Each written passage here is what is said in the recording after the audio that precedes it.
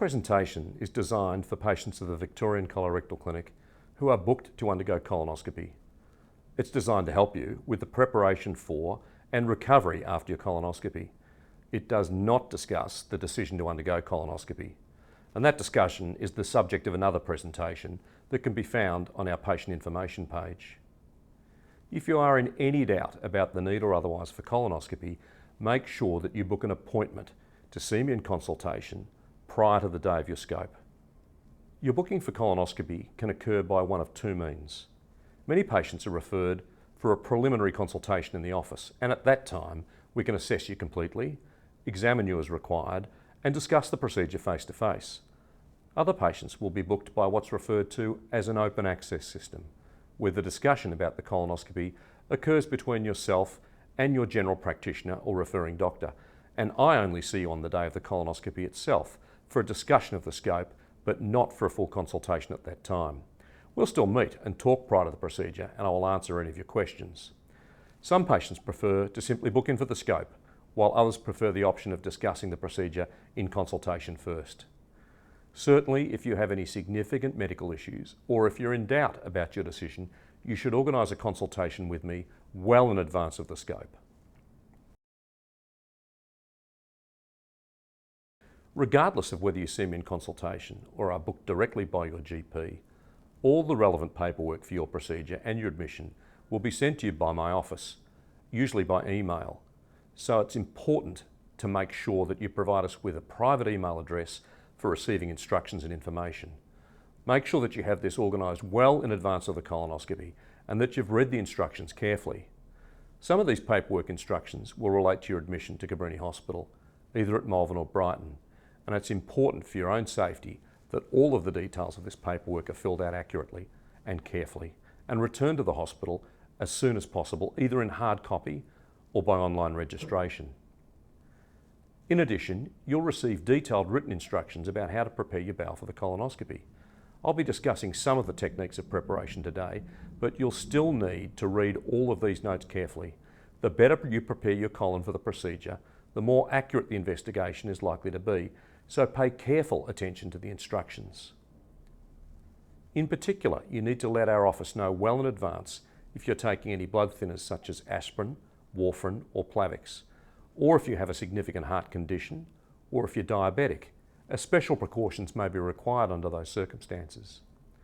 Some patients have also been instructed by their cardiologists to take antibiotics prior to any invasive procedure or dental work, sometimes due to a structural abnormality in their heart. So again, it's important that you let us know this well in advance.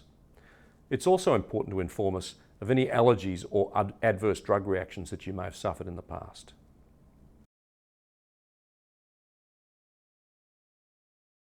Preparation for your colonoscopy takes approximately 2 days, and it's vital that you follow these instructions carefully to make sure your bowel is adequately prepared.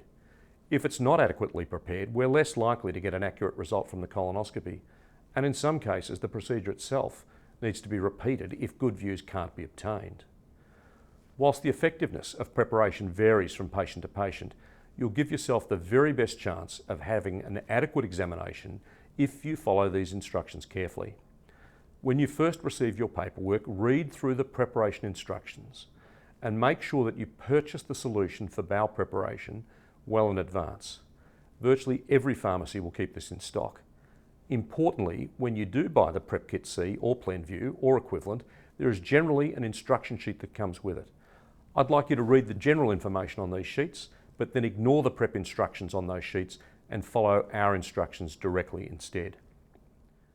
In relation to your diet, you need to alter your food intake 2 days before the procedure and reduce the amount of fibre and roughage that you take in. Details of this are contained within our written instructions, but it's important to stop eating meat, seeds, nuts, cereal, rice, fruit and vegetables, or any fibre supplements. You should replace this with boiled or poached eggs, white meat or fish, well-cooked peeled pumpkin or potato and plain white bread.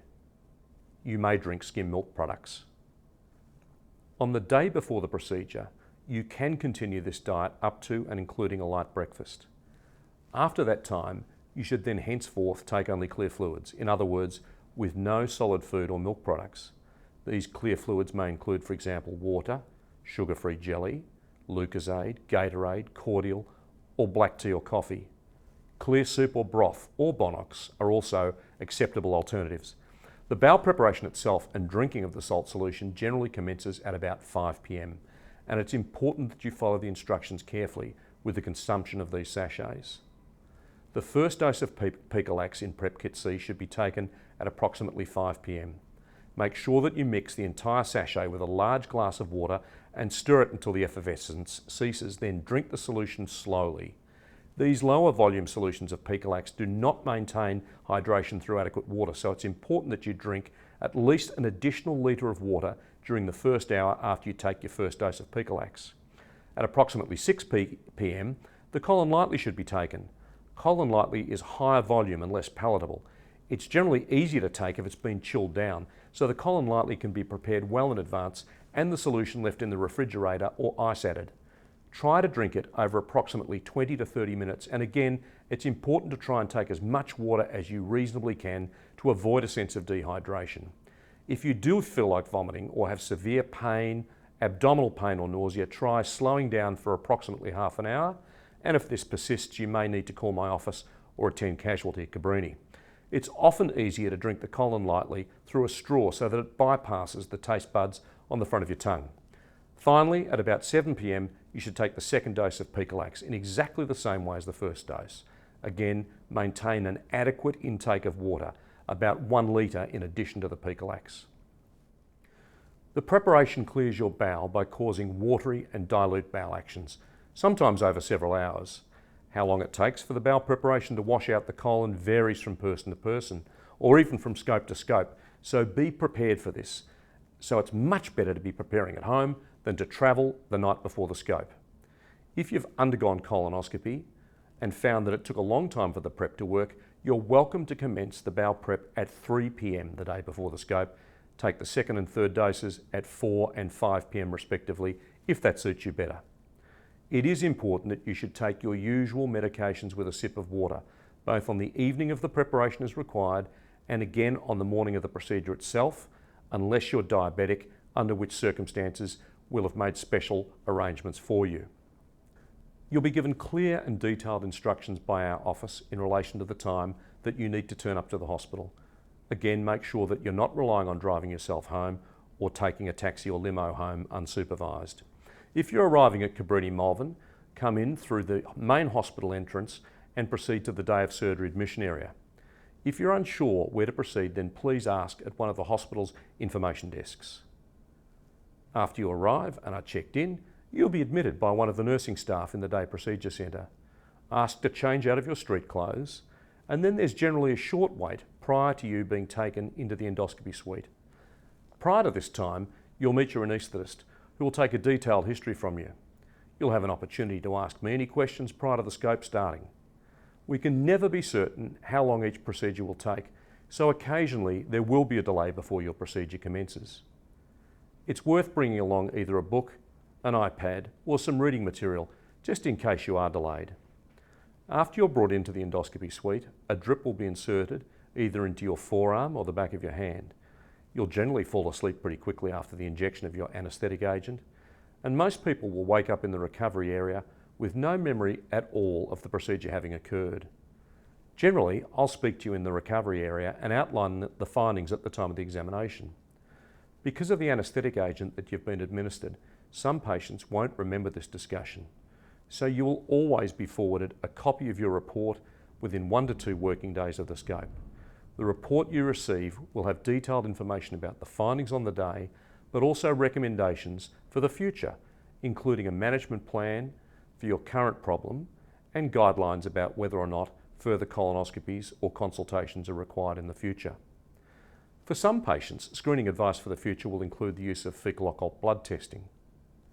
If a polyp is removed or some form of biopsy is taken at the colonoscopy, this will be indicated on the operation report, with clear instructions for you to ring approximately 3 to 5 working days after the procedure to confirm the results of the biopsies.